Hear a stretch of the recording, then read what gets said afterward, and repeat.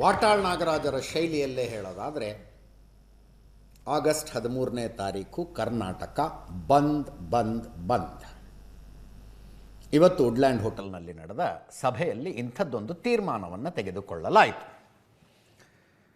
ಬೇರೆ ಬೇರೆ ಸಂಘಟನೆಗಳು, ಆಟೋ ಚಾಲಕರಿಂದ ಹಿಡಿದು ಸರಕು ಸಾಗಣೆ ವಾಹನಗಳ ಮಾಲೀಕರು ಚಾಲಕರ ಸಂಘಗಳ ತನಕ, ಓಲಾ ಊಬರ್ ಚಾಲಕರ ಸಂಘದಿಂದ ಹಿಡಿದು ಎಲ್ಲರೂ ಇದಕ್ಕೆ ಬೆಂಬಲ ಕೊಟ್ಟಿದ್ದಾರೆ ಅಂತ ಘೋಷಣೆ ಮಾಡಿದ್ರು. ಬೆಂಬಲ ಕೊಟ್ಟಿರುವ ಸಂಘಟನೆಗಳ ನಾಯಕರುಗಳನ್ನು ವೇದಿಕೆಯ ಮೇಲೆ ಅಲ್ಲಿ ನೋಡ್ತಾ ಇದ್ದೀರಿ. ಚಲನಚಿತ್ರ ವಾಣಿಜ್ಯ ಮಂಡಳಿಯೂ ಬೆಂಬಲಿಸಿದೆಯಂತೆ. 13ನೇ ತಾರೀಕು ಕರ್ನಾಟಕ ಬಂದ್. ಅರ್ಧ ಕರ್ನಾಟಕದಲ್ಲಿ ಭೀಕರ ಬರಗಾಲ ಇದೆ. 65% ನೀರಿನ ಕೊರತೆಯಾಗಿದೆ. 65% ನೀರಿನ ಕೊರತೆ ಇದೆ ನಮಗೆ ಕಳೆದ 30 ವರ್ಷದ ಆವ್ರೇಜ್ಗೆ ಹೋಲಿಸಿದರೆ. ಇಂಥ ಟೈಮ್ನಲ್ಲಿ 15 ದಿನಗಳಲ್ಲಿ 4.5 TMC ನೀರನ್ನು ತಮಿಳುನಾಡಿಗೆ ಕರ್ನಾಟಕ KRSನಿಂದ ಬಿಡಬೇಕು ಅನ್ನುವ ಆದೇಶ CWRC ಕೊಟ್ಟಿದೆ. ಅದನ್ನು CWMA ಎತ್ತಿ ಹಿಡಿದಿದೆ. ಕರ್ನಾಟಕದ ವಾದಕ್ಕೆ ಯಾವುದೇ ಮನ್ನಣೆ ಅಲ್ಲಿ ಸಿಗಲಿಲ್ಲ. ಇದನ್ನು ವಿರೋಧಿಸಿ ಕರ್ನಾಟಕ ಬಂದ್. ಇನ್ನು 13 ದಿನಗಳ ನಂತರ ನಡೆಯೋದಿದು. ಇವತ್ತು 31 ತಾರೀಕು, ಇನ್ನು 13 ದಿನಗಳ ನಂತರ ವಾಟಾಳ್ ನಾಗರಾಜರು ಘೋಷಣೆ ಮಾಡಿದ್ರು. ನೋಡಿ, ಕೇಳಿಸ್ಕೊಳ್ಳಿ.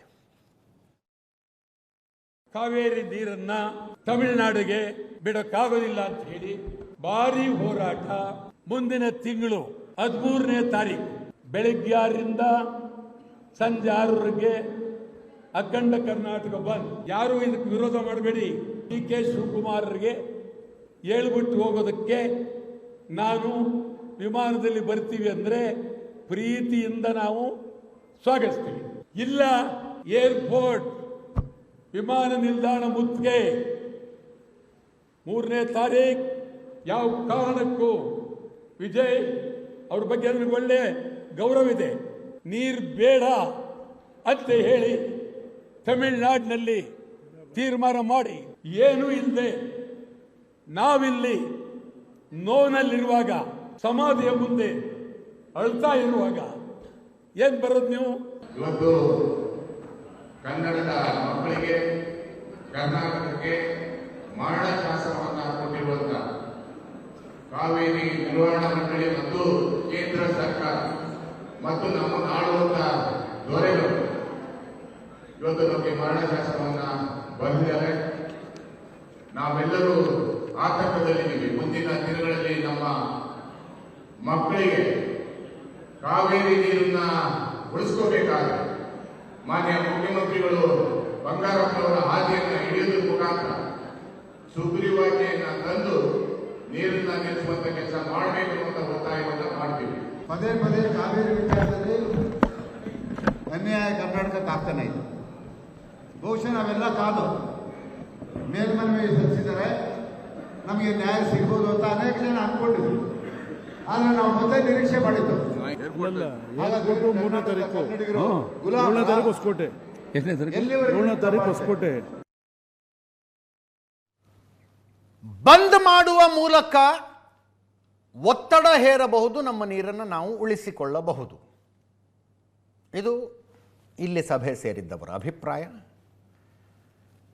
ಬರಗಾಲ ಇರೋದು ನಮಗೆ, ನೀರಿನ ಕೊರತೆ ಇರೋದು ನಮಗೆ, ನೀರು ಬಿಡಬೇಕಾದವರು ನಾವು. ಅಂಥ ಟೈಮ್ನಲ್ಲಿ ಬಂದ್ ಮಾಡಿ ಅಂಗಡಿ ವ್ಯಾಪಾರ ಎಲ್ಲ ನಿಲ್ಲಿಸಿ ಲಾಸ್ ಕೂಡ ನಾವೇ ಮಾಡ್ಕೋಬೇಕಾ ಅನ್ನೋದೊಂದು ಅಭಿಪ್ರಾಯ. ಕೌಂಟರ್ ಆರ್ಗ್ಯುಮೆಂಟ್ ಅದು. ಕರ್ನಾಟಕ ರಕ್ಷಣಾ ವೇದಿಕೆಯ ನಾರಾಯಣಗೌಡರು ಸೇರಿದಂತೆ ಅನೇಕರು ನಾವು ಬಂದ್ ಮಾಡಲ್ಲ ಅಂತಿದ್ದಾರೆ. ಅವರು ನಾವು ದಿಲ್ಲಿಗೆ ಹೋಗ್ತೀವಿ, ದಿಲ್ಲಿಯಲ್ಲೇ ಪ್ರತಿಭಟನೆ ಮಾಡ್ತೀವಿ, ಪ್ರಧಾನಮಂತ್ರಿಗಳ ಹತ್ರ ನ್ಯಾಯ ಕೇಳ್ತೀವಿ ಅಂತ 10ನೇ ತಾರೀಕು ದಿಲ್ಲಿಗೆ ಹೋಗ್ತಾರಂತೆ. ಕರ್ನಾಟಕ ರಕ್ಷಣಾ ವೇದಿಕೆಯ ನಾರಾಯಣಗೌಡರು ಹೇಳಿರೋದು, ಕೇಳಿಸ್ಕೊಳ್ಳಿ. ನೋಡಿ, ನಾನು ಬಂದನ್ನು ವಿರೋಧ ಮಾಡಲ್ಲ. ಆದರೆ ಕರ್ನಾಟಕ ರಕ್ಷಣಾ ವೇದಿಕೆ ಬಂದಿಗೆ ಯಾವತ್ತಿಗೂ ಬೆಂಬಲ ಕೊಟ್ಟಿಲ್ಲ, ಈಗಲೂ ಬೆಂಬಲ ಕೊಡಲ್ಲ. ಕರ್ನಾಟಕ ರಕ್ಷಣಾ ವೇದಿಕೆ ಹೋರಾಟದಲ್ಲಿ ಅನೇಕ ಸಂದರ್ಭದಲ್ಲಿ ಭಾರಿ ಕಠಿಣವಾದಂಥ ತೀರ್ಮಾನಗಳನ್ನು ನಾವು ಮಾಡಿದ್ದೀವಿ. ಈ ತಿಂಗಳು 10ನೇ ತಾರೀಕು ದೆಹಲಿಯಲ್ಲಿ ಭಾರಿ ದೊಡ್ಡ ಹೋರಾಟಕ್ಕೆ ಕರ್ನಾಟಕ ರಕ್ಷಣಾ ವೇದಿಕೆ ತೀರ್ಮಾನವನ್ನು ನಾಳೆ ಸೋಮವಾರ ಮಾಡುತ್ತೆ. ಪ್ರಧಾನಮಂತ್ರಿಗಳನ್ನ ಭೇಟಿ ಮಾಡಬೇಕು ಅಂತ ತೀರ್ಮಾನ ಮಾಡಿದ್ದೀವಿ. ಯಾಕೆಂದರೆ ಇದು ಮುಗಿಯಲಾರದ ಒಂದು ದೊಡ್ಡ ವಿವಾದ. ಸರ್, ಆಗಸ್ಟ್ 3ನೇ ತಾರೀಕು ತಮಿಳುನಾಡಿನ ಮುಖ್ಯಮಂತ್ರಿಗಳು ಬೆಂಗಳೂರಿಗೆ ಬರ್ತಾ ಇದ್ದಾರೆ. ಆಗಲೂ ಕೂಡ ನಾವು ಅವ್ರನ್ನ ಮುತ್ತಿಗೆ ಹಾಕ್ತೀವಿ ಅಂತೇಳಿ ಕೆಲವೊಂದಿಷ್ಟು ಸಂಘಟನೆಗಳು ಹೇಳ್ತಿದ್ದಾವೆ. ಸರ್, ತಾವು ಕೂಡ ಅದಕ್ಕೆ ಭಾಗಿಯಾಗ್ತಾರೆ, ತಾವು ಕೂಡ ಮುತ್ತಿಗೆ ಹಾಕುವಂಥ ಕೆಲಸ ಮಾಡ್ತೀರಾ? ನೋಡಿ, ಸುಮ್ಮನೆ ಬಾಯಿ ಚಪ್ಪಲಕ್ಕೆ ಏನು ಬೇಕಾದು ಮಾತಾಡಬಾರ್ದು, ಇಲ್ಲ ಪ್ರಚಾರ ದೃಷ್ಟಿಯಿಂದ ಮಾತಾಡಬಾರ್ದು. ಭಾರಿ ವರ್ಷಗಳ 2 ರಾಜ್ಯಗಳ ಮುಖ್ಯಮಂತ್ರಿಗಳು ಒಟ್ಟಿಗೆ ಒಂದು ಕಡೆ ಕುಂತು ಒಂದು ಸಮಸ್ಯೆಗೆ ಪರಿಹಾರ ಕಂಡ್ಕೋತೀವಿ ಎನ್ನುವಾಗ, ಚರ್ಚೆ ಮಾಡ್ತೀವಿ ಎನ್ನುವಾಗ ಅದನ್ನು ನಾನು ಸ್ವಾಗತಿಸ್ತೀನಿ. ವಿನಯ್ ಕುಲಕರ್ಣಿ ಧಾರವಾಡ ಗ್ರಾಮೀಣ ವಿಧಾನಸಭಾ ಕ್ಷೇತ್ರದ ಶಾಸಕರಾಗಿ ಮತ್ತೆ ಬರ್ತಾ ಇದ್ದಾರೆ. ಅಂದರೆ ಅವರ ಶಾಸಕ ಸ್ಥಾನ ಅನರ್ಹಗೊಂಡಿತ್ತು. ಯೋಗೇಶ್ ಗೌಡ ಕೊಲೆ ಪ್ರಕರಣದಲ್ಲಿ ಜೀವಾವಧಿ ಶಿಕ್ಷೆಗೊಳಗಾದ ನಂತರ ಬೈ ಡಿಫಾಲ್ಟ್ ಶಾಸಕ ಸ್ಥಾನವನ್ನು ಕಳ್ಕೊಂಡಿದ್ರು. ಹೈಕೋರ್ಟ್ಗೆ ಅಪೀಲ್ ಬಂದಿದ್ದರು. ಹೈಕೋರ್ಟ್ ಅವರ ಎಲ್ಲ ಬೇಡಿಕೆಗಳನ್ನು ಮನ್ನಿಸಿ ಬಿಡ್ತು. ಅವರೇನು ಕೇಳಿದ್ರು? ಜನಪ್ರತಿನಿಧಿಗಳ ವಿಶೇಷ ನ್ಯಾಯಾಲಯ ಕೊಟ್ಟಿರುವ ಜೀವಾವಧಿ ಶಿಕ್ಷೆ ಏನಿದೆ ಆ ಶಿಕ್ಷೆಯನ್ನು ಅಮಾನತ್ತಿನಲ್ಲಿಡಿ ಅಂತ ಕೇಳ್ಕೊಂಡಿದ್ರು. ಹೈಕೋರ್ಟ್ ಓಕೆ ಅಮಾನತ್ತಿನಲ್ಲಿ ಅಂತ ಹೇಳ್ತು. ನನಗೆ ಜಾಮೀನು ಕೊಡಿ, ಅದು ಅಮಾನತ್ತಿನಲ್ಲಿಟ್ಟರೆ ಜಾಮೀನು ಆಟೋಮೆಟಿಕ್. ಜಾಮೀನು ಕೊಡಿ ಅಂತ ಕೇಳಿದ್ರು. ಹೈಕೋರ್ಟ್ ಓಕೆ ಅಂತು. ಧಾರವಾಡ ಜಿಲ್ಲೆಗೆ ಹೋಗೋದಕ್ಕೂ ಬರೋದಕ್ಕೂ ನನಗೇನೂ ಸಮಸ್ಯೆ ಇರಬಾರ್ದು, ಅದು ಇವರ ಮನವಿ ಅಲ್ಲ, ಧಾರವಾಡ ಜಿಲ್ಲೆಗೆ ಹೋಗೋದಕ್ಕೆ ಬಿಡಬೇಡಿ ಅಂತ CBI ಕಡೆಯಿಂದ ಕೇಳಿಕೊಳ್ಳಲಾಗಿತ್ತು. ಸಾಕ್ಷ್ಯ ನಾಶದ ಕೇಸ್ ಇನ್ನೂ ನಡೀತಾ ಇದೆ ಅವರ ಮೇಲೆ.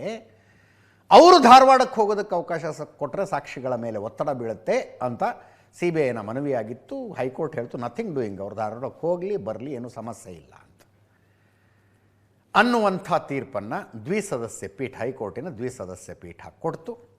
106 ದಿನಗಳ ಜೈಲು ವಾಸದ ನಂತರ ಕೇಕೆ ಹೊಡೆದು ಬಿಟ್ಟಿರ್ತಾರೆ ಇವತ್ತು ವಿನಯ್ ಕುಲಕರ್ಣಿ ಜೈಲಿನಲ್ಲಿ. ಸಿಕ್ತಲೆ ಬೇಲು ಅಂತ ಒಂದು ಬೇಲ್ ಸಿಕ್ತು. ಇನ್ನೊಂದು, ಹಿರಿಯೂರಿನ ಜೊತೆಗೆ ಧಾರವಾಡ ಗ್ರಾಮೀಣ ವಿಧಾನಸಭಾ ಕ್ಷೇತ್ರಕ್ಕೆ ಬೈ ಎಲೆಕ್ಷನ್ನು ಅಂತ ಮಾತಾಡ್ತಿದ್ವಿ. ಈಗ ಅವರ ಶಾಸಕ ಸ್ಥಾನ ಮತ್ತೆ ರಿಸ್ಟೋರ್ ಆಯಿತು. ಯಾಕೆ ಅಂದರೆ ಅವರ ಜೀವಾವಧಿ ಶಿಕ್ಷೆಯನ್ನು ಹೈಕೋರ್ಟು ಅಮಾನತ್ತಿನಲ್ಲಿಟ್ಟಿದೆ. ಅಂದರೆ ಮತ್ತೆ ಪ್ರಕರಣದ ವಾದ ಪ್ರತಿವಾದಗಳೆಲ್ಲ ಹೈಕೋರ್ಟ್ನಲ್ಲಿ ನಡೆದು ಅದರಲ್ಲಿ ಅಪರಾಧಿ ಅಂತ ಮತ್ತೆ ಸಾಬೀತಾದರೆ ಅವಾಗ ಮತ್ತೆ ಶಿಕ್ಷೆ. ಅಲ್ಲಿ ತನಕ ಈ ಶಿಕ್ಷೆ ಏನು ಜನಪ್ರತಿನಿಧಿಗಳ ವಿಶೇಷ ನ್ಯಾಯಾಲಯ ಕೊಟ್ಟಿರುವ ಶಿಕ್ಷೆ ಅದು ಅಮಾನತ್ತಿನಲ್ಲಿರುತ್ತೆ, ಸಸ್ಪೆನ್ಷನ್ನಲ್ಲಿರುತ್ತೆ. ಇಂಥದ್ದೊಂದು ತೀರ್ಪನ್ನು ಕರ್ನಾಟಕ ಹೈಕೋರ್ಟ್ ಕೊಟ್ಟಿದೆ. ಹೈಕೋರ್ಟಿನ ದ್ವಿಸದಸ್ಯ ಪೀಠ ಕೊಟ್ಟಿದೆ. ವಿನಯ್ ಕುಲಕರ್ಣಿ ಅವರೊಬ್ಬರಿಗೆ ಅಲ್ಲ, ಈ ಕೇಸ್ನಲ್ಲಿ 17 ಜನರಿಗೆ ಶಿಕ್ಷೆಯಾಗಿತ್ತು. 17 ಜನರ ಪೈಕಿ 9 ಜನರಿಗೆ ಈ ಆರ್ಡರ್ ಲಾಗು ಆಗುತ್ತೆ. 17 ಜನರ ಪೈಕಿ 9 ಜನರಿಗೆ ಇವತ್ತೇ ರಿಲೀಸ್ ಆಗಿಬಿಡ್ತಾರೆ ಅಂತ ಇತ್ತು. ಮೋಸ್ಟ್ಲಿ ನಾಳೆ ಬೆಳಗ್ಗೆ ಆಗ್ಬೋದು. ಫಾರ್ಮ್ಯಾಲಿಟಿ ಎಲ್ಲ ಆಗಬೇಕು, ಜಡ್ಜ್ಮೆಂಟ್ ಕಾಪಿ ಕೋರ್ಟಿಗೆ ತಲುಪಬೇಕು. ಕರ್ನಾಟಕ ಹೈಕೋರ್ಟಿನ ತೀರ್ಪನ್ನು ಪ್ರಶ್ನಿಸಿಕೊಂಡು ಸುಪ್ರೀಂ ಕೋರ್ಟಿಗೆ ಹೋಗ್ತೀವಿ ಅಂತ ಗುರುನಾಥ ಗೌಡ್ರು ಹೇಳ್ತಾ ಇದ್ದಾರೆ. ಕೊಲೆಯಾದ ಯೋಗೇಶ್ ಗೌಡ್ರ ಅಣ್ಣ. ನಾವೇನು ಹೋಗೋದಿಲ್ಲ, ನಮಗೇನಿದು ಮ್ಯಾಟ್ರೇ ಆಗೋದಿಲ್ಲ ಅಂತ ಅವರ ಪತ್ನಿ, ಕೊಲೆಯಾದ ಯೋಗೇಶ್ ಗೌಡರ ಪತ್ನಿ ಮಲ್ಲಮ್ಮ ಹೇಳ್ತಾ ಇದ್ದಾರೆ. ಅವ್ರು ಯಾಕೆ ಹಂಗೆ ಹೇಳ್ತಿದ್ದಾರೆ, ಇವ್ರು ಯಾಕೆ ಹಿಂಗೆ ಹೇಳ್ತಿದ್ದಾರೆ ಗೊತ್ತು ನಿಮಗೆ. ಈ ಕೇಸನ್ನು ನೀವು ಫಾಲೋ ಮಾಡಿದರೆ ಗೊತ್ತಿರುತ್ತೆ. ವಿನಯ್ ಕುಲಕರ್ಣಿ ಅವರಿಗೆ ಬೇಲ್ ಸಿಕ್ಕಿದ್ದು ಮಾತ್ರ ಅಲ್ಲ, ಅವರ ಕನ್ವಿಕ್ಷನನ್ನು ಸಸ್ಪೆನ್ಷನ್ನಲ್ಲಿ ಇಡಲಾಗಿದೆ, ಅಮಾನತ್ತಿನಲ್ಲಿ ಇಡಲಾಗಿದೆ. ಅವರು ಮತ್ತೆ ಈಗ ಧಾರವಾಡ ಗ್ರಾಮೀಣ ವಿಧಾನಸಭಾ ಕ್ಷೇತ್ರದ ಶಾಸಕರು. ಅವರ ವಕೀಲರಿಗೆ ಸಹಜವಾಗಿ ಖುಷಿಯಾಗಿರುತ್ತೆ. ವಿನಯ್ ಕುಲಕರ್ಣಿ ಅವ್ರದ್ದು ಏನೂ ಪಾತ್ರ ಇಲ್ಲ ಈ ಕೊಲೆಯಲ್ಲಿ ಅಂತ ವಾದ ಮಾಡಿರ್ತಾರೆ ಹೈಕೋರ್ಟ್ ಮುಂದೆ. ಅವರ ವಾದವನ್ನು ಆಲಿಸಿ ಹೈಕೋರ್ಟ್ ತೀರ್ಪು ಕೊಟ್ಟಿರುತ್ತೆ. ಸುನೀಲ್ ಅಂತ ಅವರು ಅಡ್ವೊಕೇಟ್ ಮಾತಾಡಿದ್ದಾರೆ, ಕೇಳಿಸ್ಕೊಳ್ಳಿ. ಕುಲಕರ್ಣಿ ಅವರು ಅದು ಯೋಗೇಶ್ ಗೌಡ ಹತ್ಯೆ ಪ್ರಕರಣದಲ್ಲಿ ವಿನಯ್ ಕುಲಕರ್ಣಿ ಮತ್ತು ಇತರ ಆರೋಪಿಗಳದ್ದು ಜಾಮೀನು ಅರ್ಜಿ ಮತ್ತು ವಿನಯ್ ಕುಲಕರ್ಣಿ ಅವರು ಸಂಬಂಧಪಟ್ಟಂತೆ ಶಿಕ್ಷೆಗೆ ಅಂದರೆ ಇಂಥ ಏನು ವಿಶೇಷ ನ್ಯಾಯಾಲಯ ಏನು ಶಿಕ್ಷೆ ಕೊಟ್ಟಿತ್ತು ಅದಕ್ಕೆ ತಡೆ ಕೊಡಬೇಕು ಅಂತ ನಮ್ಮದು 2 ಅರ್ಜಿಗಳು ಸಲ್ಲಿಸಿದ್ವಿ. ಆ 2 ಅರ್ಜಿಗಳನ್ನ ಮಾನ್ಯ ವಿಭಾಗೀಯ ಪೀಠ ಅಂದರೆ ಡಿವಿಷನ್ ಬೆಂಚ್ನ ಹೈಕೋರ್ಟ್ನ ಡಿವಿಷನ್ ಬೆಂಚ್ ಇವತ್ತು ಅಲೋ ಮಾಡಿದೆ. ವಿನಯ್ ಕುಲಕರ್ಣಿ ಅವ್ರಿಗೂ ಯೋಗೇಶ್ ಗೌಡ ಹತ್ಯೆ ಪ್ರಕರಣಕ್ಕೂ ಯಾವುದೇ ರೀತಿಯ ಎಳ್ಳಷ್ಟು ಸಹ ಪಾತ್ರ ಅವ್ರದ್ದು ಈ ಪ್ರಕರಣದಲ್ಲಿ ಇಲ್ಲ ಅನ್ನೋದು ಪ್ರಮುಖವಾಗಿ ಸಿ ವಿ ನಾಗೇಶ್ವರ ಅವರು ವಾದ ಮಂಡನೆ ಮಾಡಿದರು. ಎಲ್ಲ ಅಂಶಗಳನ್ನ ಪರಿಗಣನೆ ಮಾಡಿ ಇವತ್ತು ಮಾನ್ಯ ಉಚ್ಚ ನ್ಯಾಯಾಲಯ ಮೇಲ್ನೋಟಕ್ಕೆ ಸಾಕ್ಷ್ಯಾಧಾರಗಳು ಕಂಡು ಬರ್ತಾ ಇಲ್ಲ ಅನ್ನೋ ಅಂಶಗಳನ್ನ ಪರಿಗಣನೆ ಮಾಡಿ ಇವತ್ತು ವಿನಯ್ ಕುಲಕರ್ಣಿ ಅವರಿಗೆ ಶಿಕ್ಷೆಯನ್ನು ಅಮಾನತಿನಲ್ಲಿಟ್ಟು ಅವರಿಗೆ ಇವತ್ತು ಜಾಮೀನು ಮಂಜೂರು ಮಾಡಿದೆ. ಹಾಗೆ ಕೆಳಹಂತದ ನ್ಯಾಯಾಲಯ, ವಿಶೇಷ ನ್ಯಾಯಾಲಯ ಏನು ತೀರ್ಪು ಕೊಟ್ಟಿತ್ತು, ಈ ಜೀವಾವಧಿ ಶಿಕ್ಷೆ ಕೊಟ್ಟಿತ್ತು, ಆ ಜೀವಾವಧಿ ಶಿಕ್ಷೆಗೆ ತಡೆ ನೀಡಿದೆ. ವಿನಯ್ ಕುಲಕರ್ಣಿ, ನಾನು ಬ್ರೇಕ್ಗಿಂತ ಮುಂಚೆನೇ ಹೇಳಿದ ಹಾಗೆ ವಿನಯ್ ಕುಲಕರ್ಣಿ ಅವರಿಗೆ ಅತ್ಯಂತ ಸಂತೋಷ ಕೊಟ್ಟಿರುವಂಥ ತೀರ್ಪು. ಸಹಜವಾಗಿ ಕೊಲೆಯಾದ ಯೋಗೇಶ್ ಗೌಡರ ಅಣ್ಣ ಗುರುನಾಥ ಗೌಡರು, ಫೈಟ್ ಮಾಡಿದವರು ಗುರುನಾಥ ಗೌಡರು ಮತ್ತು ಬಸವರಾಜ್ ಕೊರವಾರಿಬ್ಬರು, ಅವರಿಬ್ಬರಿಗೂ ಇದು ಆಘಾತಕಾರಿ. ಇದು ಹೆಂಗಾಯಿತು ಅಂತ ಅವ್ರು ಹೇಳ್ತಾ ಇದ್ದಾರೆ. ನಾವು ಹೋಗ್ತೀವಿ, ಸುಪ್ರೀಂ ಕೋರ್ಟಿಗೆ ಹೋಗ್ತೀವಿ, ಇದನ್ನು ಈ ಹೈಕೋರ್ಟಿನ ತೀರ್ಪನ್ನು ಪ್ರಶ್ನೆ ಮಾಡಿಕೊಂಡು ಅಂತ. ಕೇಳಿಸ್ಕೊಳ್ಳಿ. ಇಲ್ಲಿಗೆ ನಿಲ್ಲೋದಿಲ್ಲ. ಈಗ ಅವ್ರ ಪರವಾಗಿ ಆದೇಶ ಬಂದರೆ ನಾವು ಸುಪ್ರೀಂ ಕೋರ್ಟ್ ಹೋಗಬೇಕು. ಸೊ ಈಗ ಇಂತಹ ಕೊಲೆ ಪ್ರಕರಣಗಳಲ್ಲಿ ಸಾಕಷ್ಟು ಸಾಕ್ಷ್ಯಗಳು ಸಿಕ್ಕಿದ್ವು. ಅದರಲ್ಲಿ ಯಾವ ಅಂಶಗಳ ಮೇಲೆ ಸ್ಟೇ ಕೊಟ್ಟಿದ್ದಾರೆ, ಬೇಲ್ ಕೊಟ್ಟಿದ್ದಾರೆ ಅನ್ನೋದನ್ನು ನಾವು ನೋಡ್ತೀವಿ. ಮತ್ತು ಗುರುನಾಥ ಗೌಡರು ಈಗ ನನಗೆ ಫೋನಲ್ಲಿ ಹೇಳಿದ್ದಾರೆ, ನಾವು ಸುಪ್ರೀಂ ಕೋರ್ಟ್ ಮೊರೆ ಹೋಗೋಣ ಅಂತೇಳಿ. ಈಗ ಏನು ಆದೇಶ ಬಂದಿದೆಯೋ ಅದನ್ನು ನಾವು ಚಾಲೆಂಜ್ ಮಾಡಿ ನಾವು ಸುಪ್ರೀಂ ಕೋರ್ಟ್ ಮೊರೆ ಹೋಗಿ, ಅದಕ್ಕೆ ನಾವು ಸುಪ್ರೀಂ ಕೋರ್ಟ್ ಹೋಗಿ ಅಪೀಲ್ ಹೋಗ್ತೀವಿ. ಅಪೀಲ್ ನಮಗೇನು ಇದಾಗುತ್ತೆ ನಾವು ನೋಡ್ಕೊತೀವಿ. ಅಲ್ಲ, ಅವ್ರಿಗೆ ಹೈಕೋರ್ಟ್ ಮಂಜೂರು ಮಾಡೈತಿ, ನಾವು ಅದನ್ನು ಪ್ರಶ್ನೆ ಮಾಡಿ ನಾವು ಚಾಲೆಂಜ್ ಮಾಡ್ತೀವಿ. ಅವ್ರಿಗೆ ನಾವು ಸುಪ್ರೀಂ ಕೋರ್ಟ್ಗೆ ಹೋಗ್ತೇವೆ. ಇಲ್ಲಿ ಮಟ್ಟ ನಾವು ಏನು ಹೋರಾಟ ಮಾಡ್ಕೊತ ಬಂದಿದ್ದೀವಿ ಅದನ್ನು ನಿರಂತರವಾಗಿ ಹೋರಾಟ ನಾವು ಮಾಡ್ತೀವಿ ಅಂತ ಹೇಳ್ತೀವಿ. ನಾನು ಅದ್ರ ಬಗ್ಗೆ ಏನು ಹೇಳಂಗಿಲ್ಲ ಅಂತ ಈಗಾಗಲೇ ಹೇಳ್ಬಿಟ್ಟೇನೆ. ಅದಕ್ಕೆ ನ್ಯಾಯಾಧೀಶರಿಗೆ ನ್ಯಾಯಾಲಯ ತೀರ್ಪು ಏನಂತ ಅದೇ ಅಂತಿಮ ತೀರ್ಪು. ನಾನು ಗಂಡನ ಕಳ್ಕೊಂಡು ನಾನು ನೋವು ಪಡಾತನಂತ ನಮ್ಮ ಮತ್ತೊಬ್ಬರಿಗೆ ನೋವಾಗಲಿ ಅಂತೇಳಿ ಬಯಸಂಗಿಲ್ಲ. ಅವರವ್ರಿಗೆ ಬಿಟ್ಟಿದ್ದು, ಗುರುನಾಥ ಗೌಡರು ಬಿಟ್ಟಿದ್ದು. ನಾನು ಅದ್ರ ಬಗ್ಗೆ ತಾವು ಏನಾದರೂ ಸುಪ್ರೀಂ ಕೋರ್ಟಿಗೆ ಹೋಗುವಂಥದ್ದು ಮಾಡ್ತೀರಾ ಅಥವಾ ಇಲ್ಲಿಗೆ ಸ್ಟಾಪ್ ಮಾಡ್ತೀರಾ? ನಾನು ಹೋಗೋಂಗಿಲ್ಲ, ನಾನು ಸ್ಟಾಪ್ ಮಾಡೇನೆ. ಕೊನೆಯಲ್ಲಿ ಮಾತನಾಡಿದವರು ಕೊಲೆಯಾದ ಯೋಗೇಶ್ ಗೌಡರ ಪತ್ನಿ ಮಲ್ಲಮ್ಮ. ತಾವು ಸುಪ್ರೀಂ ಕೋರ್ಟಿಗೆ ಹೋಗುವ ಆಲೋಚನೆ ಮಾಡ್ತೀರಾ ಅಂತ ಪ್ರಶ್ನೆ ಕೇಳಿದ್ದೇ ತಪ್ಪು. ಇಡೀ ಕೇಸ್ನಲ್ಲಿ ಮಲ್ಲಮ್ಮ ಅವರ ಸ್ಟ್ಯಾಂಡ್ ಮೊದಲೇನಾಗಿತ್ತು, ನಂತರ ಏನಾಯಿತು ಅನ್ನುವುದನ್ನು ಎಲ್ಲರೂ ನೋಡಿದ್ದಾರೆ.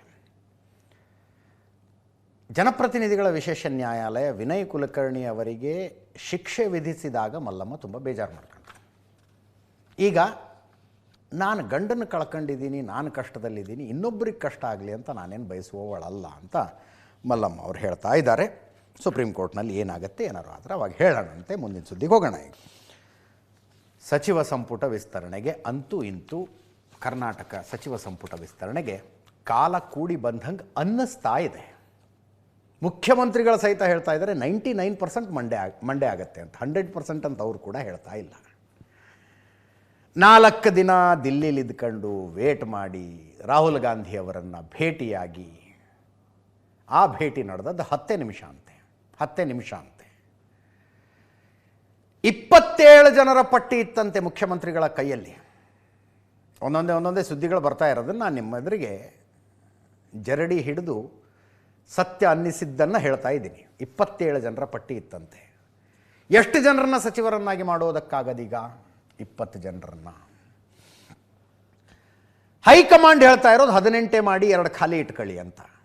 ಅಂದರೆ ಇವರು ಕೊಟ್ಟಿರುವ 27 ಜನರ ಪಟ್ಟಿಯಲ್ಲಿ 9 ಹೆಸರುಗಳನ್ನು ಹೈಕಮಾಂಡಿನ ನಾಯಕರುಗಳು ಡಿಲೀಟ್ ಮಾಡಿ 18 ಜನರದ್ದು ಕಳಿಸ್ಬೇಕು.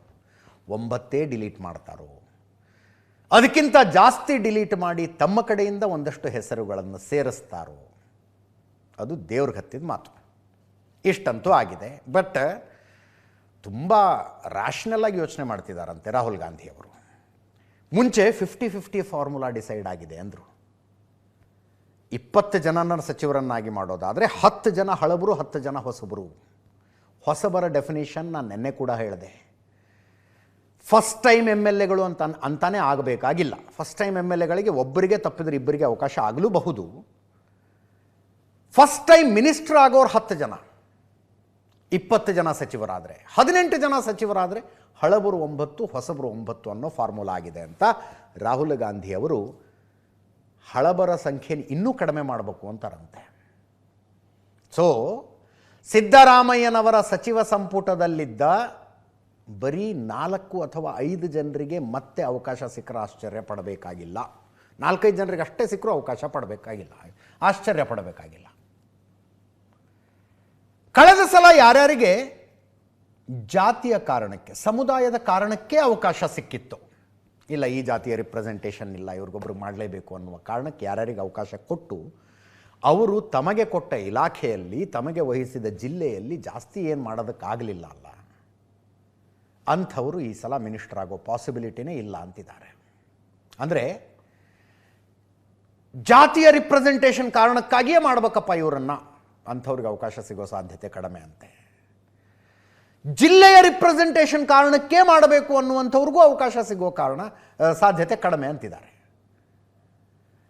ಜಿಲ್ಲೆಯ ಮತ್ತು ಜಾತಿಯ ಗೆರೆಗಳು ಮುಸುಕಾಗಿ ಹೊಸ ಮುಖ, ಪರಿಣಾಮಕಾರಿಯಾಗಿ ಕೆಲಸ ಮಾಡಬಲ್ಲಂಥವರು, 2028ರ ಚುನಾವಣೆಗೆ ಪಕ್ಷಕ್ಕೆ ಕಾಂಟ್ರಿಬ್ಯೂಟ್ ಮಾಡಬಲ್ಲಂಥವರು, ಕಾಂಟ್ರಿಬ್ಯೂಟ್ ಇನ್ ಎನಿ ಸೆನ್ಸ್, ಅದು ಕಾಂಟ್ರಿಬ್ಯೂಟ್ ಮಾಡಬಲ್ಲಂಥವರು ಮಂತ್ರಿಯಾಗುವ ಸಾಧ್ಯತೆ ಜಾಸ್ತಿ ಇದೆ ಅಂತ.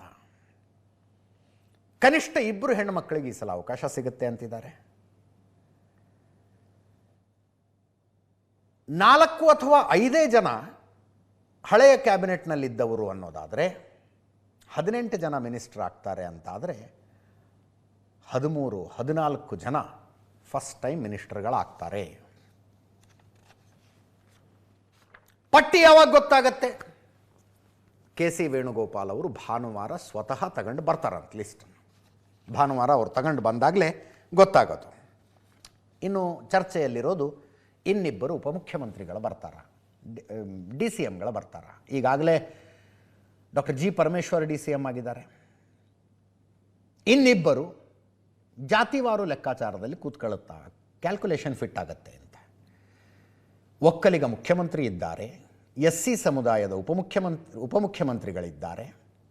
ಅದರ ಜೊತೆಗೆ ಲಿಂಗಾಯತ ಸಮುದಾಯದವರನ್ನೊಬ್ಬರನ್ನು ಉಪಮುಖ್ಯಮಂತ್ರಿ ಮಾಡಿದರೆ, ST ಸಮುದಾಯದ ಇನ್ನೊಬ್ಬರನ್ನ ಉಪಮುಖ್ಯಮಂತ್ರಿ ಮಾಡಿದ್ರೆ, ಹೆಂಗೂ ಹಿಂದುಳಿದ ವರ್ಗದ BK ಹರಿಪ್ರಸಾದ್ ಅವರು KPCC ಅಧ್ಯಕ್ಷರಾಗಿದ್ದಾರೆ. ಪರ್ಫೆಕ್ಟ್ ಜಾತಿ ಕಾಂಬಿನೇಷನ್ ಆಗುತ್ತೆ ಅಂತ ಇರೋದು. ಅದಕ್ಕೆ DK ಶಿವಕುಮಾರ್ ಅವರು ಓಕೆ ಅಂದಿದ್ದಾರಂತೆ. ಇನ್ನಿಬ್ಬರನ್ನ ಮಾಡೋದಿದ್ರೆ ಮಾಡಿ ಅಂತ. ಒಬ್ಬ ಮುಖ್ಯಮಂತ್ರಿ ಉಪಮುಖ್ಯಮಂತ್ರಿಗಳ ಇಲ್ಲದೇ ಇರುವ ಸಿಚುವೇಶನ್ನನ್ನು ಬಯಸ್ತಾರೆ. ಅಕಸ್ಮಾತ್ ಉಪಮುಖ್ಯಮಂತ್ರಿ ಮಾಡ್ತೀವಿ ಅನ್ನೋದಾದರೆ ಒಬ್ಬರನ್ನೇ ಮಾಡಬೇಡಿ, ಎಷ್ಟು ಸಾಧ್ಯ ಆಗುತ್ತೆ ಅಷ್ಟು ಜಾಸ್ತಿ ಮಾಡಿಬಿಡಿ ಅಂತಾರೆ. ಒಂದು ಉಪಮುಖ್ಯಮಂತ್ರಿಗಳು ಇಲ್ಲದೇ ಇರೋದು, ಅಥವಾ ಉಪಮುಖ್ಯಮಂತ್ರಿಗಳು ಎಷ್ಟು ಸಾಧ್ಯನೋ ಅಷ್ಟು ಜಾಸ್ತಿ ಇರೋದು. ಇಲ್ಲದೇ ಇರುವ ಸನ್ನಿವೇಶದಲ್ಲಿ ಮುಖ್ಯಮಂತ್ರಿಗಳ ಹತ್ರ ಪವರ್ ಕಾನ್ಸಂಟ್ರೇಷನ್ ಇರುತ್ತೆ. ಜಾಸ್ತಿ ಜನ ಇದ್ದರೆ ಉಪಮುಖ್ಯಮಂತ್ರಿಗಳ ಪವರ್ ಡೈಲ್ಯೂಟ್ ಆಗುತ್ತೆ. ಒಬ್ಬರೇ ಉಪಮುಖ್ಯಮಂತ್ರಿಗಳಿದ್ದರೆ ಇನ್ನೊಂದು ಪವರ್ ಸೆಂಟರ್ ಕೂಡ ಆಗಿಬಿಡ್ಬೋದು. ಈಗ ಸಿದ್ದರಾಮಯ್ಯನವರು ಮುಖ್ಯಮಂತ್ರಿ ಆಗಿದ್ದಾಗ DK ಶಿವಕುಮಾರ್ ಅವರು ಉಪಮುಖ್ಯಮಂತ್ರಿ, ಪ್ಯಾರಲರ್ ಪವರ್ ಸೆಂಟರ್ ಆಗಿದ್ದರು. ಹಂಗೆ ಡಾಕ್ಟರ್ G. ಪರಮೇಶ್ವರ್ ಏನು ಆಗಿಬಿಡ್ತಾರೆ ಅಂತ ಅಲ್ಲ, ಬಟ್ ಮಾಡೋದಿದ್ರೆ ಮಾಡಿ, ಜಾಸ್ತಿ ಉಪಮುಖ್ಯಮಂತ್ರಿಗಳನ್ನು ಎಲೆಕ್ಷನ್ ದೃಷ್ಟಿಯಿಂದನೂ ಹೆಲ್ಪ್ ಆಗುತ್ತೆ ಅಂತ. ಮುಖ್ಯಮಂತ್ರಿಗಳು ಮಾತಾಡಿದ್ದಾರೆ, ಸಚಿವ ಸತೀಶ್ ಜಾರಕಿಹೊಳಿ ಅವರು ಮಾತಾಡಿದ್ದಾರೆ, BK ಹರಿಪ್ರಸಾದ್ ಅವರು ಮಾತಾಡಿದ್ದಾರೆ. BK ಹರಿಪ್ರಸಾದ್ ಅವರು ಹೇಳ್ತಾ ಇದ್ದಾರೆ, ಪಂಚಾಂಗ ನೋಡಿ ಜ್ಯೋತಿಷಿಗಳನ್ನೆಲ್ಲ ಕೇಳ್ಕೊಂಡು ಮುಖ್ಯಮಂತ್ರಿಗಳ ನಿರ್ಧಾರ ಮಾಡ್ತಾರೆ ಯಾವಾಗ ಸಚಿವ ಸಂಪುಟ ವಿಸ್ತರಣೆ ಆಗಬೇಕು ಅನ್ನೋದನ್ನು ಅಂತ. ಕೇಳಿಸ್ಕೊಳ್ಳಿ. ಸಂಪುಟ ವಿಸ್ತರಣೆ ಸೋಮವಾರ 99% ರಾಜಭವನಲ್ಲಿ ಸಿದ್ಧತೆ ಮಾಡ್ಕೊಳಕ್ಕೆ ಹೇಳಿದ್ದೀನಿ. ಸಂಪುಟ ವಿಸ್ತರಣೆ ಸೋಮವಾರ 99% ರಾಜಭವನಲ್ಲಿ ಸಿದ್ಧತೆ ಮಾಡ್ಕೊಳಕ್ಕೆ ಹೇಳಿದ್ದೀನಿ. ಸೋಮವಾರ ಆಗಲೇಬೇಕಲ್ಲ, ಆಲ್ರೆಡಿ ಟೂ ಲೇಟ್ ಆಗಿದೆ. ಸೋಮವಾರವರೆಗೆ ಮಾಡ್ತಾರೆ, ಅಷ್ಟಾಗಿ ಪಟ್ಟಿ ಬರ್ಬೋದ್ರಿ, ಬಂದೇ ಬರ್ತದೆ, ಮಾಡ್ತಾರೆ. ಅವರು ಕೂಡ ಅವ್ರಿಗೇನು ಹೇಳಬೇಕು, ಅವ್ರಿಗೆ ವಾದ ಮಾಡಿದ್ದಾರೆ, ಯಾರ್ಯಾರು ಬೇಕಂತ ಹೇಳಿದ್ದಾರೆ. ನಾವು ಹೇಳಿದ್ವಿ ಅಲ್ಲಲ್ಲಿ ಮುಂದಿನ 28ಕ್ಕೆ ಅನುಕೂಲ ಯಾರ್ಯಾರು ಆಗ್ತಾರೆ ರಾಜ್ಯದಲ್ಲಿ, ಅವ್ರು ಮಾಡಿದ್ರೆ ಅನುಕೂಲ ಆಯ್ತು ಅಂತ ನಮ್ಮ ಸಜೆಷನ್ ಕೊಟ್ಟಿದ್ದೀವಿ. ಫೈನಲ್ ಆಗಿ ಅಂತಿಮ ಹೈಕಮಾಂಡೇ ಡಿಸಿಷನ್ ಫೈನಲ್ ಅಲ್ಲ, ಯಾರು ಕೇಳಬಹುದು, ಕೇಳಲಿಕ್ಕೆ ಹಾಕಿದೆ, ಕೊಡೋದು ಮಾತ್ರ ಹೈಕಮಾಂಡ್. ಸೊ ಅದ್ರ ಬಗ್ಗೆ ಡಿಸಿಷನ್ ಮಾಡ್ತಾರೆ, ವೇಟ್ ಮಾಡೋಣ, ಇನ್ನೊಂದು 2 ಡೇಸಲ್ಲಿ ಪಟ್ಟಿ ಬರ್ತದೆ.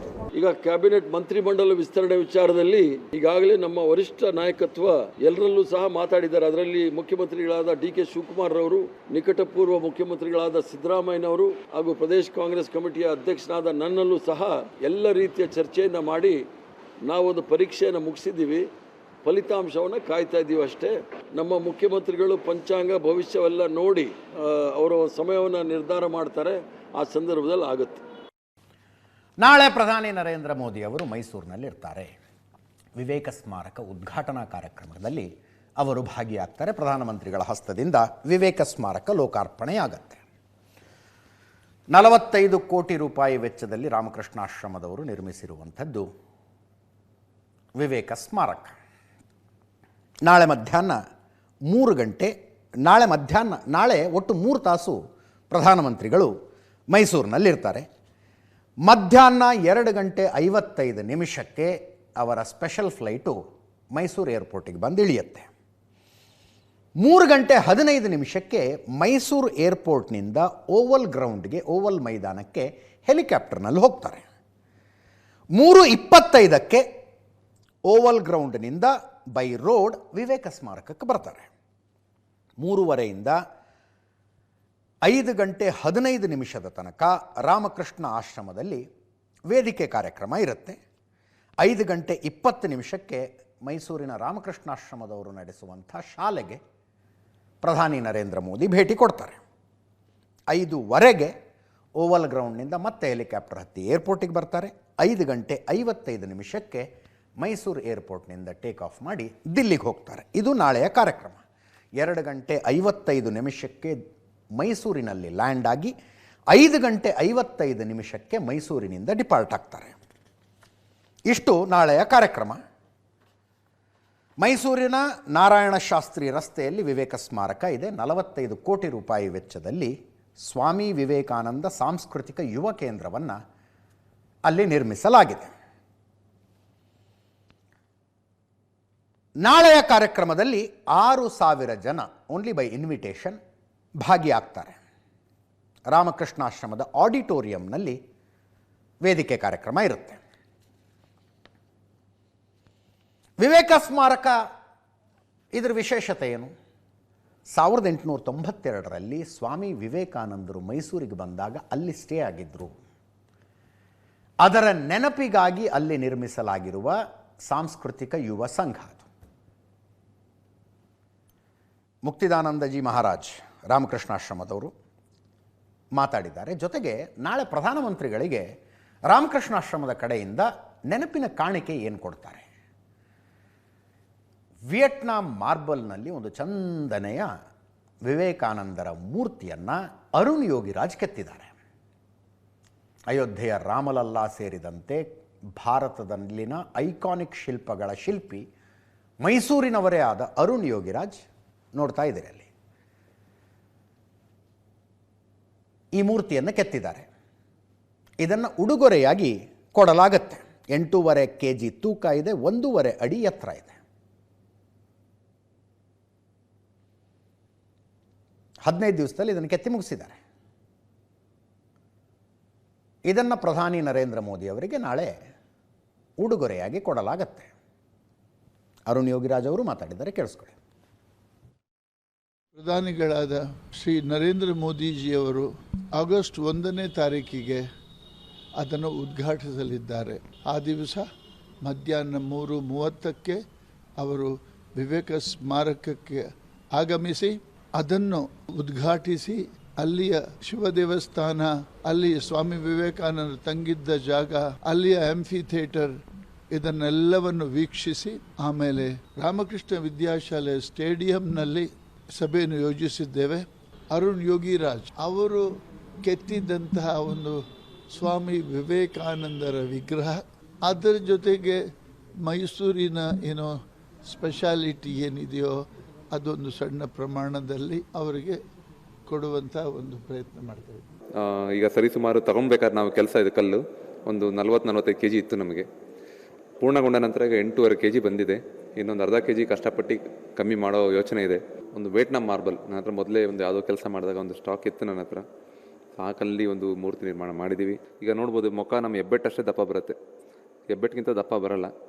ಸೊ ಆ ಥರ ಇದ್ದಾಗ ನಮ್ಗೆ ಅದರಲ್ಲಿ ಮಾಡೋದು ಸ್ವಲ್ಪ ಚಾಲೆಂಜಿಂಗು. ಗಟ್ಟಿ ಕಲ್ಲು, ಗಟ್ಟಿ ಇದ್ದಷ್ಟು ಅದು ಬ್ರಿಟಲ್ ಅಂತ ಹೇಳ್ತೀವಿ, ಗಾಜಿನ ಥರ ಜಲ್ದಿ ಎದ್ದುಗೆ ಹೊಡೆದೋಗ್ಬಿಡುತ್ತೆ. ಅದು ಹೋಗ್ದಿದ್ದಂಗೆ ನಾವು ಸ್ವಲ್ಪ ನೀರು ಹಾಕ್ತೀವಿ. ಇವಾಗ ನೀರು ಹಾಕೊಂಡು ಕೆಲಸ ಮಾಡಿದಾಗ ಎದ್ದೊಳ್ಳೋ ಚಾನ್ಸಸ್ ಕಮ್ಮಿ ಇರುತ್ತೆ. ಸೊ ಈ ರೀತಿ ಒಂದು ಎಕ್ಸ್ಪೆರಿಮೆಂಟ್ ಮಾಡ್ತಾ ಇದನ್ನು ಮಾಡಿದೆ. ಎಲ್ಲರಿಗೂ ಇಷ್ಟ ಆದರೆ ನನಗೂ ಮನಸ್ಸಿಗೆ ತುಂಬ ಸಂತೋಷ. ನೋಡಿ, ಒಬ್ಬ ಕಲಾವಿದನಿಗೆ ಪ್ರಧಾನಮಂತ್ರಿಗಳಿಗೆ ನಮ್ಮ ಒಂದು ಕೈಯಲ್ಲಿ ನೆನಪಿನ ಕಾಣಿಕೆ ನಿರ್ಮಾಣ ಆಗುತ್ತೆ ಅನ್ನೋದೇ ಹೆಮ್ಮೆಯ ವಿಷಯ. ಇಂಥ ಎಷ್ಟು ನೆನಪಿನ ಕಾಣಿಕೆಗಳನ್ನು ಅರುಣ್ ಯೋಗಿರಾಜ್ ಅವರು ಪ್ರಧಾನಮಂತ್ರಿಗಳಿಗೆ ಕೊಟ್ಟರು. ನೇತಾಜಿ ಸುಭಾಷ್ ಚಂದ್ರ ಬೋಸರ ಪ್ರತಿಮೆಯೊಂದನ್ನು ಕೊಟ್ಟಿದ್ದರು ಅವರು. ಐ ಥಿಂಕ್ ಶಂಕರಾಚಾರ್ಯರದು ಒಂದು ಕೊಟ್ಟರು ಅಂತ ಅನಿಸುತ್ತೆ. ತುಂಬ ಚೆನ್ನಾಗಿ ಬಂದಿದೆ ಮೂರ್ತಿ, ತುಂಬ ಚೆನ್ನಾಗಿ ಬಂದಿದೆ. ವಿಯೆಟ್ನಾಂ ಮಾರ್ಬಲ್ ಇತ್ತೀಚೆಗೆಲ್ಲೋ ಓದ್ತಾ ಇದ್ದಾಗ ಗೊತ್ತಾಗಿದ್ದು. ಅಮೃತ ಶಿಲೆ ಅಂತೀವಲ್ಲ, ಭಾರತದಲ್ಲೂ ಸಿಗುತ್ತೆ. ರಾಜಸ್ಥಾನದಲ್ಲಿ ಭಾರತದಲ್ಲಿ ಸಿಗುವ ಈ ಕಲ್ಲಿಗೂ ವಿಯೆಟ್ನಾಂನಲ್ಲಿ ಸಿಗುವ ಕಲ್ಲಿಗೂ ಒಂದು ವ್ಯತ್ಯಾಸ ಅಂದರೆ ಭಾರತದ ಮಾರ್ಬಲ್ನಲ್ಲಿ, ಬಿಳಿ ಕಲ್ಲಿನಲ್ಲಿ ಅಲ್ಲಲ್ಲಿ ಬ್ಲ್ಯಾಕ್ ಲೈನ್ಸ್ ಬರ್ತವೆ. ವಿಯೆಟ್ನಾಂ ಮಾರ್ಬಲ್ನಲ್ಲಿ ಹಂಗಿರೋದಿಲ್ಲ. ಕಂಪ್ಲೀಟ್ ಅಂದರೆ ಕಂಪ್ಲೀಟ್ ವೈಟ್ ಇರುತ್ತೆ ಅದು. ಅದರಲ್ಲಿ ವಿವೇಕಾನಂದರ ಮೂರ್ತಿಯನ್ನು ಮಾಡಿದ್ದಾರೆ. ರಾಮಲಲ್ಲಾ ಮೂರ್ತಿಯನ್ನು ಅರುಣ್ ಯೋಗಿರಾಜ್ ಅವರು ಕೆತ್ತಿದಾಗ ಅವ್ರ ಜೊತೆ ಮಾತಾಡ್ತಾ ಕೂತ್ಕೊಂಡಾಗ ಅಯೋಧ್ಯೆಯಲ್ಲಿ ಅವ್ರಿಗೆ ಕೇಳಿದ್ದೆ, ನಾನು ಸಣ್ಣ ಮೂರ್ತಿ ಮಾಡೋದಕ್ಕೂ ದೊಡ್ಡ ಮೂರ್ತಿ ಮಾಡೋದಕ್ಕೂ ಏನು ವ್ಯತ್ಯಾಸ ಅಂತ. ಅವ್ರು ಹೇಳಿದ ಒಂದು ಮಾತು ಭಾಳ ಚೆನ್ನಾಗಿ ನೆನಪಿದೆ ನನಗಿನ್ನು. ಅವ್ರು ಹೇಳಿದ್ರು, ಸಣ್ಣ ಮೂರ್ತಿಗಳನ್ನು ಮಾಡುವಾಗ ಸಣ್ಣ ಸಣ್ಣ ತಪ್ಪುಗಳು ಕೂಡ ದೊಡ್ಡದಾಗಿ ಕಾಣಿಸುತ್ತೆ, ದೊಡ್ಡ ಮೂರ್ತಿಗಳನ್ನು ಮಾಡುವಾಗ ದೊಡ್ಡ ದೊಡ್ಡ ತಪ್ಪುಗಳು ಸಣ್ಣದಾಗಿ ಕಾಣಿಸುತ್ತೆ ಅಂತ. ಅಂದರೆ ದೊಡ್ಡ ಮೂರ್ತಿ ಮಾಡೋದಕ್ಕಿಂತ ಸಣ್ಣ ಸಣ್ಣ ಮೂರ್ತಿಗಳನ್ನು ಮಾಡುವುದು ಹೆಚ್ಚಿನ ಚಾಲೆಂಜು, ತುಂಬ ಎಚ್ಚರ ಇರಬೇಕಾಗತ್ತೆ ಅನ್ನೋದನ್ನು ಹೇಳಿದರು. 1.5 ಅಡಿ ಎತ್ತರ, ಹೆಬ್ಬೆಟ್ಟಿನ ಗಾತ್ರದ ಮುಖ ಬಂದಿದೆ ನೋಡಿ. 40-45 kg ಇದ್ದ ಕಲ್ಲನ್ನು 8.5 kg ಇಳಿಸಿದಾರಂತೆ.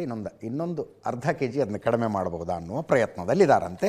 ಪ್ರಧಾನಿ ನರೇಂದ್ರ ಮೋದಿಯವರು ನಾಳಿನ ಮೈಸೂರು ಭೇಟಿಯ ಬಗ್ಗೆ ಒಂದು ಟ್ವೀಟ್ ಕೂಡ ಮಾಡಿದ್ರು. ಮೈಸೂರಿನಲ್ಲಿ ನಾಳೆ ಆಗಸ್ಟ್ 1ರಂದು ಸ್ವಾಮಿ ವಿವೇಕಾನಂದ ಸಾಂಸ್ಕೃತಿಕ ಯುವ ಕೇಂದ್ರ ವಿವೇಕ ಸ್ಮಾರಕ ಉದ್ಘಾಟನೆಗೊಳ್ಳಲಿದೆ. ಇದು 1892ರಲ್ಲಿ ಸ್ವಾಮಿ ವಿವೇಕಾನಂದರು ಮೈಸೂರಿಗೆ ನೀಡಿದ್ದ ಐತಿಹಾಸಿಕ ಭೇಟಿಯ ನೆನಪಿನಲ್ಲಿ ನಿರ್ಮಾಣಗೊಂಡಿದೆ. ಈ ವಿವೇಕ ಸ್ಮಾರಕವು ತರಗತಿಯ ಕೊಠಡಿಗಳು, ಗ್ರಂಥಾಲಯ, ಧ್ಯಾನ ಮತ್ತು ಯೋಗ ಮಂದಿರ ಸೇರಿದಂತೆ ಹಲವು ಸೌಲಭ್ಯಗಳನ್ನು ಒಳಗೊಂಡಿದೆ. ನಮ್ಮ ಯುವ ಜನತೆಯನ್ನು ಸಬಲೀಕರಣಗೊಳಿಸುವಲ್ಲಿ ಹಾಗೂ ಸ್ವಾಮಿ ವಿವೇಕಾನಂದರ ಉದಾತ್ತ ಚಿಂತನೆಗಳನ್ನು ಪ್ರಚುರಪಡಿಸುವಲ್ಲಿ ಇದು ಮುಂಚೂಣಿಯಲ್ಲಿರಲಿದೆ ಅಂತ ಟ್ವೀಟ್ ಕೂಡ ಮಾಡಿದ್ದಾರೆ. ಸೊ ನಾಳೆ ಮಧ್ಯಾಹ್ನ 3 ಗಂಟೆಯಿಂದ ಸಂಜೆ 6 ಗಂಟೆ ತನಕ ಪ್ರಧಾನಿ ಮೋದಿಯವರು ಮೈಸೂರಿನಲ್ಲಿರ್ತಾರೆ. ಮುಂದಿನ ಸುದ್ದಿಗೆ ಹೋಗೋಣ. ಸಂಸತ್ ಅಧಿವೇಶನ ನಡೀತಾ ಇದೆ. ಒಳಗಿನ ಗಲಾಟೆಗಳು, ಚರ್ಚೆಗಳನ್ನೆಲ್ಲ ತೋರಿಸಿದ್ದೀವಿ. ಇವತ್ತು ವಿರೋಧ ಪಕ್ಷಗಳು ಸಂಸತ್ತಿನ ಹೊರಗೆ ನಡೆಸಿದ ಪ್ರತಿಭಟನೆ ಮತ್ತೊಂದು ಹಂತಕ್ಕೆ ಹೋಯಿತು. ಅಯೋಧ್ಯೆ ಹುಂಡಿ ಕಳ್ಳತನ ಪ್ರಕರಣ, ಅದರಲ್ಲೂ ಉತ್ತರ ಪ್ರದೇಶ ವಿಧಾನಸಭಾ ಚುನಾವಣೆಗಳ ಹೊಸ್ತಿಲಲ್ಲಿರುವ ಹೊತ್ತಿನಲ್ಲಿ ಯಾವುದೇ ಪಕ್ಷ ಆದರೂ ಬಳಸ್ಕೊಳ್ತಿದ್ದನ್ನ ವಿರೋಧ ಪಕ್ಷಗಳು ಇದನ್ನು ಬಳಸಿಕೊಳ್ತಾ ಇದ್ದಾವೆ. ನೆಕ್ಸ್ಟ್ ಲೆವೆಲಿಗೆ ಹೋಯಿತು ಅಂತ ಯಾಕಂದೆ ನೋಡ್ತಾ ಇದ್ದೀರಿ. ಕಾವಿ ಬಟ್ಟೆ ತೊಟ್ಟಂಥ ಸಾಧುವಿನ ದಿರಿಸಿನಲ್ಲಿರುವ ಒಬ್ಬ ವ್ಯಕ್ತಿ ಕೂತ್ಕೊಂಡಿರೋದಿಲ್ಲ. ಸಾಧು ಅಲ್ಲ, ಕೂತ್ಕೊಂಡಿರೋ ವ್ಯಕ್ತಿ ಹಿನ್ನೆಲೆ ಹೇಳ್ತೀನಿ. ಇಲ್ಲಿ ಇವರು ನಾಟಕ ಮಾಡ್ತಾ ಇರೋದು, ನಾಟಕ ಅಂದರೆ ನಾನು ನೆಗೆಟಿವ್ ಟರ್ಮ್ನಲ್ಲಿ ಹೇಳ್ತಾ ಇಲ್ಲ, ಅದಕ್ಕೆ ನಾಟಕನೇ ಅಂತಾರೆ, ಸ್ಕಿಟ್ ಅಂತಾರೆ, ಇನ್ನೇನಂತೀರೋ ಗೊತ್ತಿಲ್ಲ. ಮಾಡ್ತಾ ಇರೋದು ಹುಂಡಿ ಕಳ್ಳತನದ ಅಣಕು ಪ್ರದರ್ಶನ ಮಾಡ್ತಾ ಇದ್ದಾರೆ. ಸಾಧುವಿನ ವೇಷ, ಮುಂದುಗಡೆ ಹುಂಡಿ. ಇದರಲ್ಲಿ ರಾಹುಲ್ ಗಾಂಧಿಯವರು, ಲೋಕಸಭೆ ವಿಪಕ್ಷ ನಾಯಕ ರಾಹುಲ್ ಗಾಂಧಿಯವರು ಭಾಗಿಯಾಗ್ತಾರೆ. ಬಂದು ಆತನ ಕೈಗೆ ದುಡ್ಡು ಕೊಡ್ತಾರೆ, ಆತ ಅದನ್ನು ಜೇಬಿಗೆ ಇಳಿಸ್ಕೊತಾನೆ. ಹುಂಡಿಗೆ ಹಾಕಬೇಡಿ, ಕೈ ಕೊಡಿ ಅಂತ. ಹಿಂದ್ಗಡೆ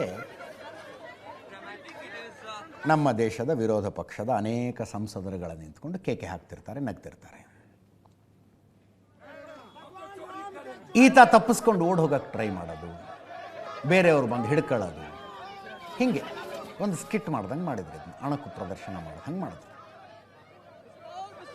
ಅಲ್ಲಿ ಸಾಧುವಿನ ವೇಷ ತೊಟ್ಕೊಂಡು ಕುಳಿತಿರುವ ವ್ಯಕ್ತಿ ಯಾರು? ಬಿಹಾರದ ಪೂರ್ಣಿಯಾ ಲೋಕಸಭಾ ಕ್ಷೇತ್ರದ ಪಕ್ಷೇತರ ಸಂಸದ ಪಪ್ಪು ಯಾದವ್. ಒಂದ್ಸಲ ನೋಡಿ ಇದನ್ನ.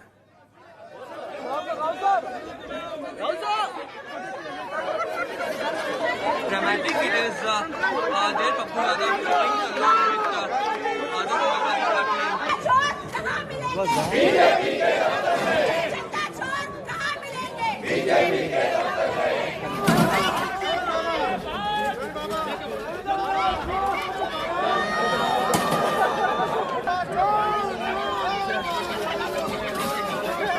Pappu चंदा चोरों को जिन्होंने लूटा है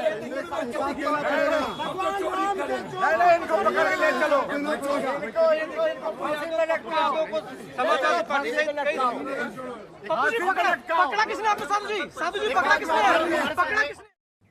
ಕಾವಿ ಬಟ್ಟೆ ಧರಿಸಿ ಸಂಸತ್ತಿನ ಹೊರಗಡೆ ಇಂಥದ್ದೊಂದು ಅಣಕು ಪ್ರದರ್ಶನ ಮಾಡಿದ ಪಪ್ಪು ಯಾದವ್, ನಾನಾಗಲೇ ಹೇಳಿದ ಹಾಗೆ ಇಂಡಿಪೆಂಡೆಂಟ್ MP. ಇಂಡಿಪೆಂಡೆಂಟ್ MP ಅಂತ ಅಷ್ಟೇ ಹೇಳಿದ್ರೆ ಪೂರ್ತಿ ಇಂಟ್ರಡಕ್ಷನ್ ಮಾಡ್ದಂಗೆ ಆಗಲ್ಲ. 2019 ಚುನಾವಣಾ ಅಫಿಡವಿಟ್ ಪ್ರಕಾರ ಪಪ್ಪು ಯಾದವ್ ವಿರುದ್ಧ 39 ಪೆಂಡಿಂಗ್ ಕ್ರಿಮಿನಲ್ ಕೇಸ್ ಇದ್ವು. 2024 ಎಲೆಕ್ಷನ್ ಅಫಿಡವಿಟ್ ಪ್ರಕಾರ 2019 ಪ್ರಕಾರ 31, 2019 ಲೋಕಸಭಾ ಚುನಾವಣೆ ಅಫಿಡವಿಟ್ ಪ್ರಕಾರ 31 ಕ್ರಿಮಿನಲ್ ಕೇಸ್ಗಳ ಪೆಂಡಿಂಗ್ ಇದ್ವು. 2024 ಚುನಾವಣೆ 2019ರಿಂದ 5 ವರ್ಷ ಇನ್ನೂ ಇಂಪ್ರೂವ್ಮೆಂಟ್ ಆಯಿತು. 2019ರಲ್ಲಿ 31 ಪೆಂಡಿಂಗ್ ಕ್ರಿಮಿನಲ್ ಕೇಸ್ಗಳಿದ್ದರೆ 2024ರಲ್ಲಿ 41 ಪೆಂಡಿಂಗ್ ಕ್ರಿಮಿನಲ್ ಕೇಸ್ಗಳಿದ್ದವು. He was convicted in a murder case. Communist ಪಕ್ಷದ ನಾಯಕರೊಬ್ಬರ ಕೊಲೆ ಕೇಸ್ನಲ್ಲಿ 2008ರಲ್ಲಿ ಅಜಿತ್ ಸರ್ಕಾರ್ ಅನ್ನುವ ಕಮ್ಯುನಿಸ್ಟ್ CPIM ನಾಯಕರೊಬ್ಬರ ಕೊಲೆ ಕೇಸ್ನಲ್ಲಿ ಜೀವಾವಧಿ ಶಿಕ್ಷೆ ಆಗಿತ್ತು ಪಪ್ಪು ಯಾದವ್ಗೆ. 2013ರಲ್ಲಿ ಹೈಕೋರ್ಟ್ನಿಂದ ಅಕ್ವಿಟ್ ಆದ ಮನುಷ್ಯ. ಇರುವ ಕೇಸ್ಗಳು ಯಾವ್ಯಾವುದು? ಫೋರ್ಜರಿ, ಚೀಟಿಂಗು, ಲ್ಯಾಂಡ್ ಡಿಸ್ಪ್ಯೂಟ್ಗಳು, ಜಮೀನು ಒತ್ತುವರಿ ಮಾಡಿಕೊಂಡಿದ್ದು. ಇಂಥ ಕೇಸ್ಗಳಲ್ಲಿ ಆರೋಪಿಯಾಗಿರುವ, ಕೆಲವು ಕೇಸ್ಗಳಲ್ಲಿ ಶಿಕ್ಷೆಗೊಳಗಾಗಿರುವಂಥ ವ್ಯಕ್ತಿ ಪಪ್ಪು ಯಾದವ್. ಅಂಥ ಮನುಷ್ಯ ಸಾಧುವಿನ ವೇಷದಲ್ಲಿ ಬಂದು ಕೂತ್ಕೊಂಡು ಅಯೋಧ್ಯೆ ಹುಂಡಿ ಕಳ್ಳತನವನ್ನು ಅಣಕಿಸಿದ್ದು. ಓಂ ಬಿರ್ಲಾ ಅವರು ಮಾತಾಡಿದ್ದಾರೆ, ಸ್ಪೀಕರ್, ಅಂದರೆ ಸದನದ ಒಳಗೆ ಇವೆಲ್ಲ ಬಿಹೇವಿಯರ್ಗಳು ಚೆನ್ನಾಗಿರೋದಿಲ್ಲ ಅಂತ, ಒಳಗೂ ಅಂಥದ್ದೇ ಪ್ರಯತ್ನಗಳಾದವು ಅಂತ. ಗಿರಿರಾಜ್ ಸಿಂಗ್ ಮಾತಾಡಿದ್ದಾರೆ, ಕೇಂದ್ರ ಸಚಿವರು. ಮಹಾಂತ ರಾಜು ದಾಸ್, ಹನುಮಾನ್ ಗಡಿ ಇದೆಯಲ್ಲ ಅಯೋಧ್ಯೆ ರಾಮ ಮಂದಿರದ ಹೊರಗಡೆ, ಆ ದೇವಸ್ಥಾನದ ಸ್ವಾಮೀಜಿನೂ ಮಾತಾಡಿದ್ದಾರೆ, ಕೇಳಿಸ್ಕೊಳ್ಳಿ.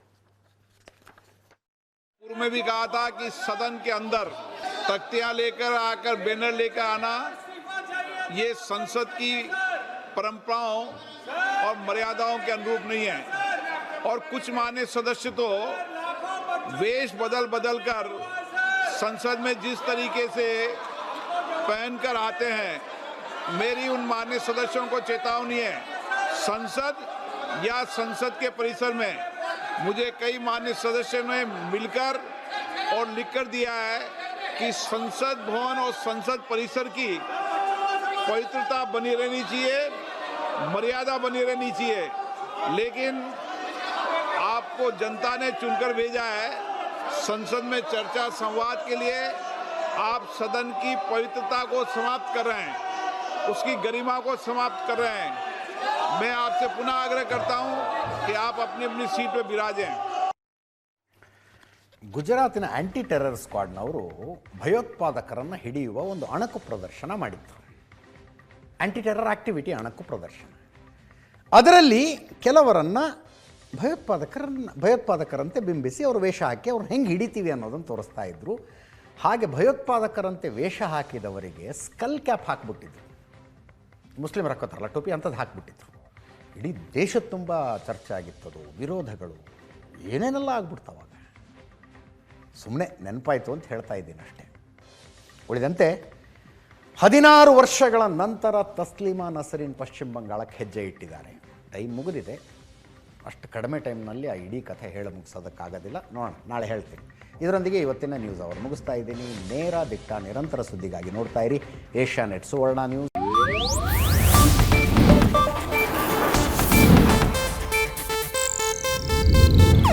ಇದು ಏಷ್ಯಾನೆಟ್ ನ್ಯೂಸ್ ನೆಟ್ವರ್ಕ್ ಪ್ರಸ್ತುತಿ.